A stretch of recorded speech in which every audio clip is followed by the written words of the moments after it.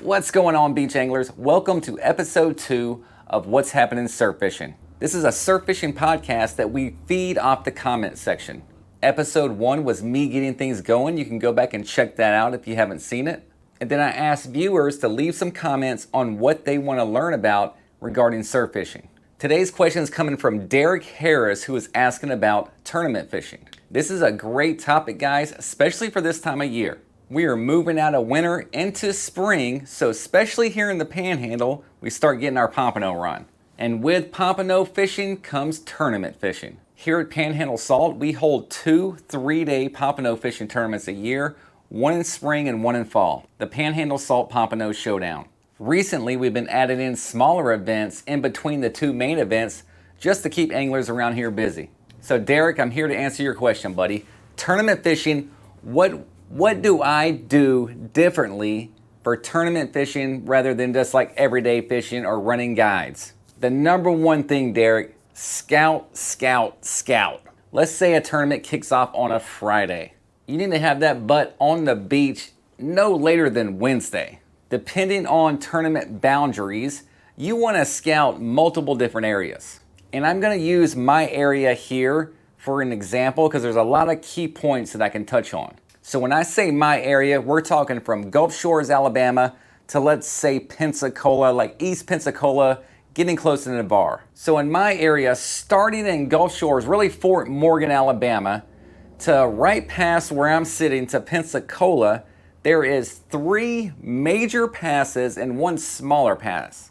So you have the Fort Morgan Pass, then you have a very small one on West Beach in Gulf Shores, Alabama. Moving east, you have Perdido Pass. Then past me, you run into Fort Pickens. So that's 4 ways that bay water is dumping into the Gulf or the Gulf is dumping into the bay.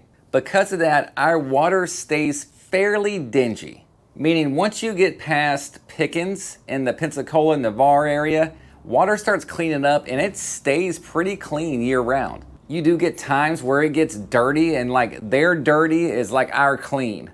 And depending on species that we're targeting, so let's talk about pompano. Pompano are sight feeders. So if I'm fishing a tournament, the first thing I want to do is scout and find clean water. What beach can I fish that's going to give me the best possibility of that pompano seeing my bait? I am not saying you can't fish like, let's say, Alabama for a tournament, because you can and people do it every day.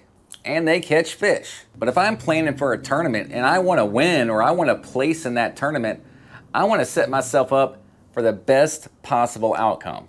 So I'm going to start scouting at least 48 hours before the event. And when I say scouting, I'm not bringing rods with me. I'm not bringing nothing like that. I just want to find structure on the beach that looks fishable. I want to find clean water. I want to do some social media scouting like we were talking about on last episode and see where are those pompano held up? Maybe all the posts are coming out of Pensacola, or maybe all the posts are coming out of Orange Beach, right? That is scouting. Use social media. So once I figured that out, Derek, I got the beach that I want to start on. There's been some catches there posted on social media. It's clean water. I see a lot of potential structure. Now it's game day, and I'm going to approach that beach. I'm going to attack that beach as light as possible.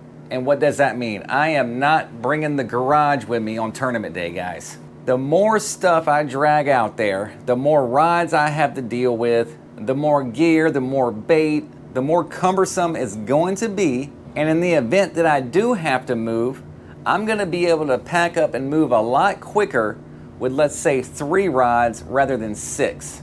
I'm going to fish a 3 to 4 rod spread at the most on tournament day, guys. And I might not even put all those out. If I've done my homework and I'm on an active beach, I should be able to fish 2 or 3 rods successfully. And it's gonna make that pack up and move a lot quicker if necessary. Meaning if I get on that beach, I've done my scouting, this is where I'm gonna start, it looks promising, and there's nothing there, which can happen. I'm gonna be able to pack up my little 3 rods very quickly and move down the beach.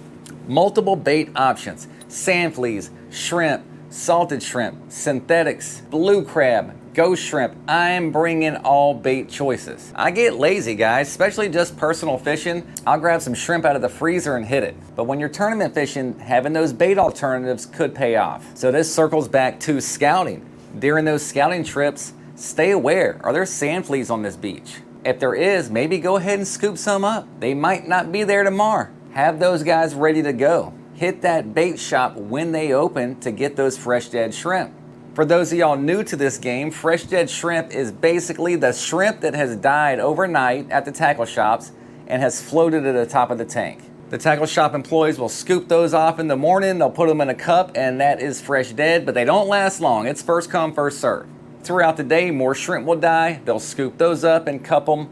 So it's a luck of the draw. You got to be there at the right time to get those. Multiple bait options, Derek. So we've scouted, we've broken our arsenal of surf equipment down to 3 to 4 rods, even eliminating tackle, right? Figure out the conditions. There's no need to drag every rig that we have in the garage out there. Your scouting is going to give you a good idea of water clarity, so you'll know what rigs to tie and what float colors. We are going to get into float color on the next episode. Ricky, I heard your message, buddy.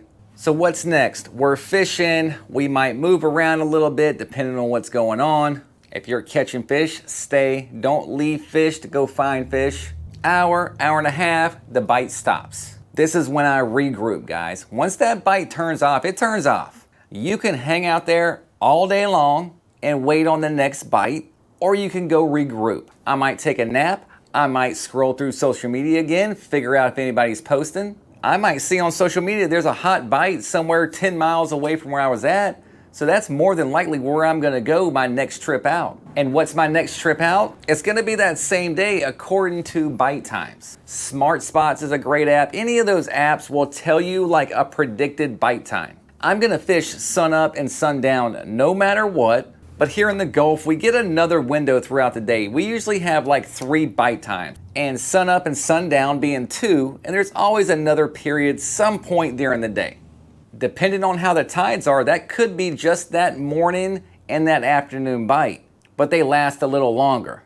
But let's say I have another high activity, and what that high activity is gonna determine is the tides. Either it's about to bottom out or it's about to peak. That 2-hour window before either peak. So let's say it's at 1 p.m. I'm gonna be back on the beach by 12. I'm gonna fish that for a couple more hours, and then I'm gonna go get some lunch, or I'm gonna regroup again. Sitting out there all day, Derek, and just baking, you're hungry, you're tired, your bait's getting nasty. I don't see that doing much good. What's a better plan of attack is regrouping in between bites. You'll be ready to go for that next high activity.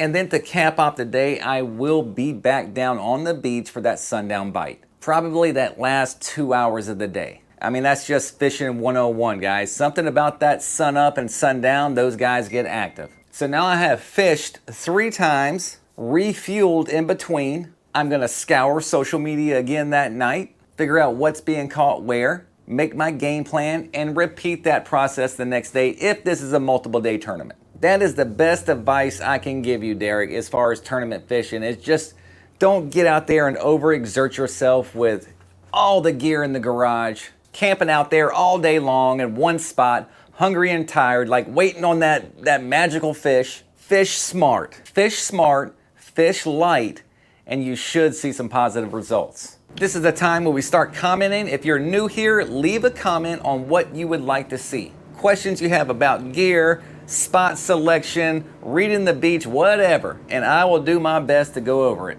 Leave me some comments. Let's keep this thing going. I'll see you guys on the next one.